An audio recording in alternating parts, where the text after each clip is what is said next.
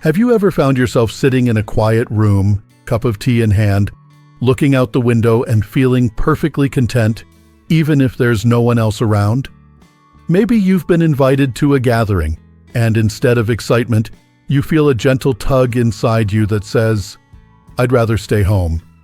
If that sounds familiar, let me say this right up front. You're not alone, and there's absolutely nothing wrong with you. In fact, what you're experiencing might be a quiet sign of something rather special, intelligence that runs deep. You see, in a world that seems to constantly push us to stay busy, stay connected, stay social, it's easy to forget that solitude isn't a flaw. For some, especially those with a certain kind of mental clarity and emotional depth, being alone is not lonely, it's nourishing. That's what we're talking about today. Why is it that so many highly intelligent people seem to enjoy their own company more than a crowded room? And more importantly, why does that matter to us as we grow older? Because with age often comes wisdom, a greater understanding of ourselves, and sometimes a shift in what and who brings us peace. This conversation isn't just about intelligence measured by numbers or degrees. It's about a way of thinking, a way of being that values quiet over chaos, depth over distraction, and meaning over noise. Let's start with something that resonates deeply with many thoughtful people: the desire to be productive in our own way. Have you ever noticed that when you work on a task alone, whether it's organizing a shelf, planning your garden, or writing a heartfelt note, you not only finish faster, but it often turns out better? Intelligent people often prefer solitude not because they dislike others, but because being alone allows them to get things done without interruptions or detours. They see the big picture clearly.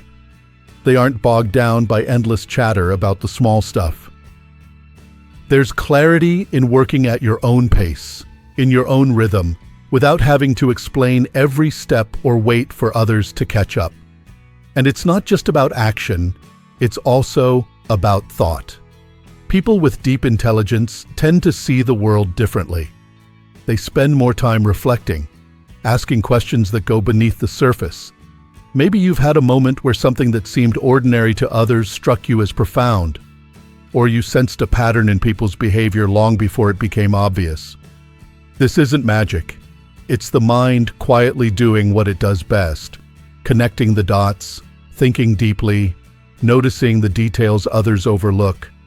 It's hard to share that experience in a noisy crowd. But in solitude, thoughts have room to unfold. Of course, when someone values their own company, people may label them as different. You might have heard it before: she's a bit of a loner, or he keeps to himself. But the truth is, people who are deeply intelligent are often perfectly comfortable with who they are. They don't feel the need to follow every trend, join every group, or be the loudest voice in the room. That quiet confidence doesn't come from arrogance. It comes from knowing your own mind and trusting it. They embrace the fact that they don't quite fit the mold. And rather than fighting it, they find peace in it. Now here's something beautiful. The more time someone spends alone, the more they often learn to appreciate the people who matter most. You may not have a long list of friends anymore, but chances are, the few people still in your life, you truly know them. You've had those long conversations, those moments of understanding that go beyond small talk. That's what time alone can teach us. It gives us space to reflect on our relationships, to connect more deeply, and to give more attention to those who really matter.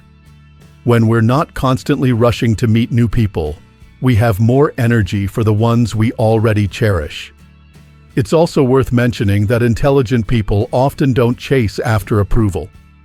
In a world that loves likes, shares, and applause, they tend to look inward for validation.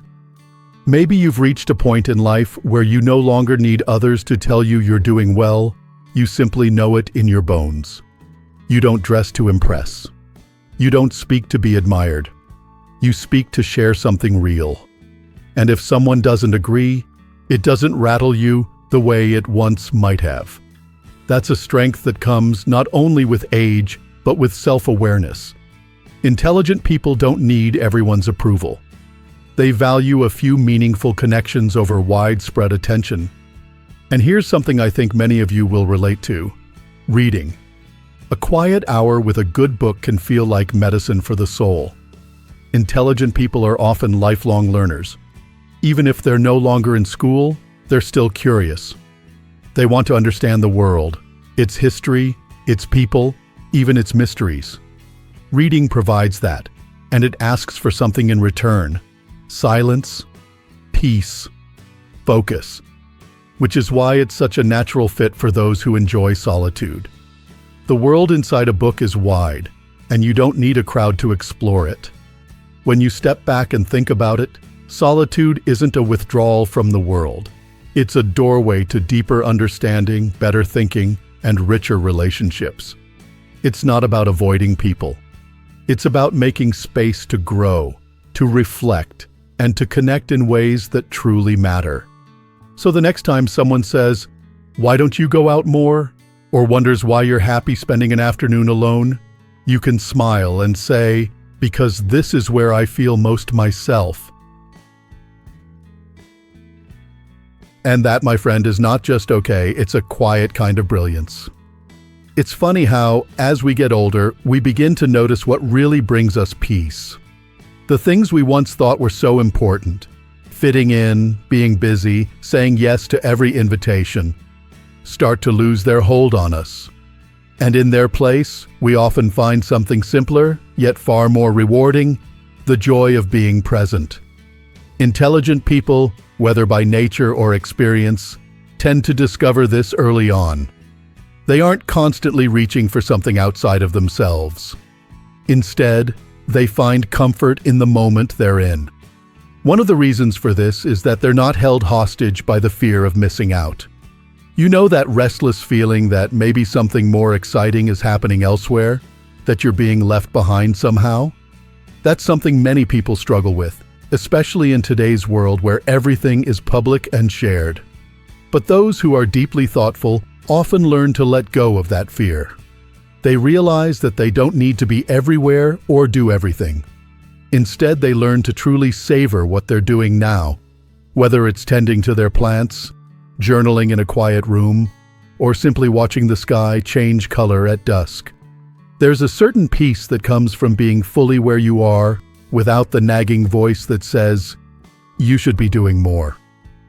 And that peace, well, it's powerful. It gives intelligent people the ability to feel content, even when others might call their lives uneventful. Because it's not about being entertained every minute. It's about being engaged with your own thoughts, your own feelings, your own rhythm. And that rhythm isn't always in sync with the rest of the world. In fact, one interesting trait that's often found in highly intelligent people is that their schedules tend to be a little different. Maybe you've always been a night owl coming alive when the rest of the house is quiet. Or maybe your best ideas and bursts of energy hit when everyone else is winding down. There's nothing wrong with that. In fact, science shows that people with higher intelligence often have unusual sleep patterns. They might stay up later, think more deeply at night, or prefer to work during quiet hours when distractions are few. But of course, when your natural energy doesn't align with the rest of the world, it can lead to fewer social opportunities. You might find it harder to join early morning walks, group lunches, or social clubs that meet during the day. And that's okay. It's not a sign of isolation, it's a sign of living according to your own internal clock. Intelligent people often find their stride outside of society's typical timetable. They follow their own energy, and they honor it. Because they know that being well-rested and in tune with themselves matters more than showing up just for the sake of it. And when they do make decisions, whether about where to go, who to spend time with, or how to respond to something, they don't rush. That's another quiet strength you'll often find. Intelligent people are deliberate. They take their time. Maybe you've noticed it in yourself. You like to step back, think things through, weigh your options. You're not one to blurt out a response or jump into a commitment without thinking. And while some might mistake that as hesitation, it's actually wisdom. You understand that most decisions aren't just about yes or no. They carry weight. They affect how you spend your time, your energy, and your peace of mind. So instead of being pressured into a quick answer, you allow yourself the space to reflect.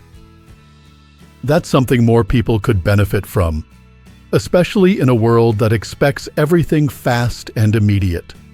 You choose to pause, to gather information, to ask yourself what feels right. That patience, that clarity, that's part of why intelligent people tend to make sound, thoughtful choices. You see, being alone isn't about being antisocial. It's about creating the mental and emotional room to think clearly, act intentionally, and live meaningfully. It's where ideas are born, where clarity begins, and where truth has space to speak. And in the quiet, people who are truly tuned into themselves hear what matters most. Not the noise of the world, but the quiet voice of their own wisdom. Some might say, but don't we all need people? Of course we do. Connection is a beautiful part of life. But for the deeply intelligent, it's not about constant company. It's about meaningful company. It's about the kind of relationships that don't drain you, but instead restore you. The ones where you can sit in silence and still feel understood. The ones that don't require performing or pretending. Those relationships are rare, but when you find them, they're golden. And so, the choice to be alone, to seek solitude, isn't rejection. It's selection. It's choosing stillness over stress. It's choosing quality over quantity. It's choosing yourself, not because you're selfish, but because you've learned that your peace matters. Your time matters. Your mind and heart, they matter. So if you ever worry that being alone too often makes you strange or distant, let me gently remind you, it might just mean you're wise. It might mean your thoughts are deep, your standards are high, and your soul craves something richer than small talk. That doesn't make you difficult. It makes you discerning. And that, dear friend, is something to embrace. By now, you may be thinking back to all those moments in your life when being alone didn't feel like a gap, but a gift. Maybe you felt most creative in the quiet hours of the evening, or found your peace on solitary walks, where the only sound was your breath and the crunch of leaves beneath your feet. That space you gave yourself, without even realizing it, was a reflection of something deeper, your inner wisdom asking to be heard. People with high intelligence often find that silence isn't empty. In fact, it's full of thoughts, insights, questions, and calm. When you're alone, no one is rushing you. There's no need to explain your pace or justify your thoughts. You can sit with a decision, turn it over like a stone in your palm, feel its weight, and decide what to do with it on your own time. That kind of intentional thinking isn't just rare, it's powerful. And while solitude has its calm, it also gives space for imagination. When the world gets quiet, that's often when creativity speaks up. You've probably experienced it. An idea for something beautiful or helpful comes not when you're in a crowd, but when you're by yourself, perhaps folding laundry, looking out the window, or simply lying in bed. That spark is more than just a passing thought. It's the result of your brain, unbothered and free, finally able to play. That's something intelligent people cherish. They're not afraid of stillness because they know what can come from it: invention, growth, clarity.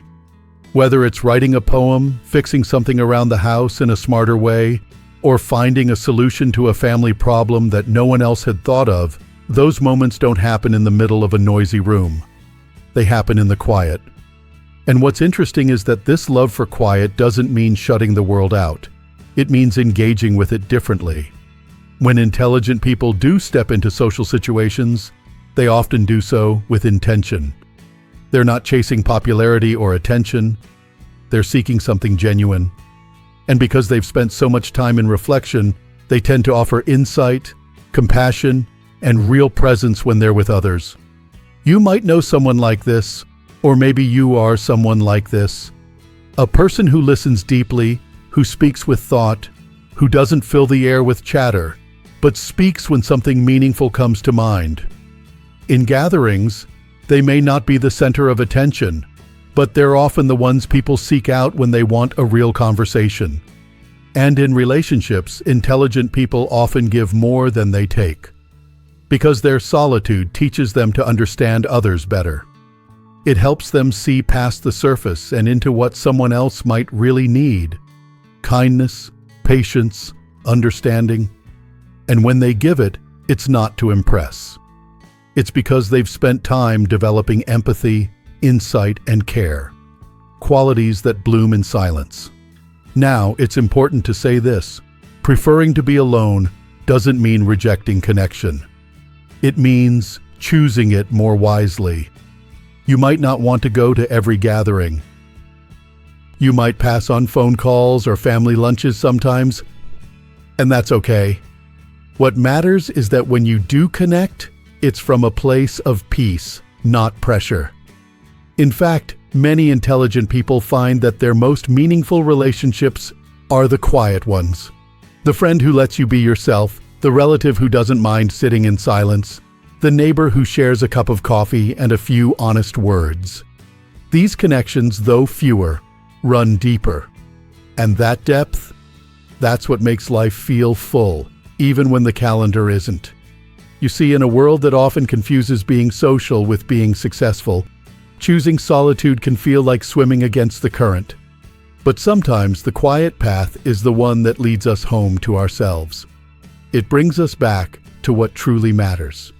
Not the noise of the crowd, but the voice inside us that says, "This is enough." So if you've spent more time alone these days, or if your social circle has grown smaller but richer, take heart. You're not withdrawing, you're evolving. You're listening to your own needs, honoring your own rhythm, and cultivating a life of intention. And that, at any age, is something worth celebrating. As we bring this conversation to a close, I want to leave you with this thought. The strength to be alone is not the absence of love. It's the presence of self-respect. It's the quiet confidence that says, "I am enough. My thoughts matter. My peace is precious." And when you live from that place, every connection you do make becomes more sincere, every moment more sacred. Thank you for spending this time with me today. If any part of this message spoke to you, I'd love to hear your thoughts in the comments. You're not invisible here. Your voice matters. Your story matters. And if this brought you comfort or insight, please give it a like and consider subscribing so we can continue these gentle, thoughtful conversations together. Here's to embracing the quiet, honoring who you are, and living your best life with or without a crowd. You've earned that peace, and you deserve every moment of it.